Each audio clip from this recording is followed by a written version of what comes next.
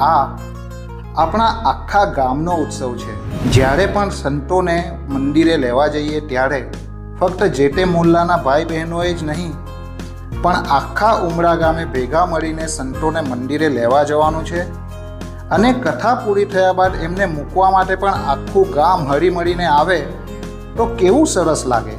બાકી આ ઉત્સવને ઉજવવાનો તો આખા ઉમરા ગામે ભેગા મળીને જ છે, કારણ કે આ ઉમરા ગામની આપણી પોતાની પરંપરા છે। આ એક એવી ભૂમિની પરંપરા છે કે જે રઘુરામજી અને પરમગુરુના દિવ્ય મિલનની સાક્ષી રહી ચૂકી છે, જ્યાં રઘુરામજીના આશીર્વચનો હંમેશને માટે વસેલા છે, જેને વિષ્ણુદાસજી, શાંતિદાસજી અને અવિચલદાસજી મહારાજ સહિતના સંતોએ સિંચી છે।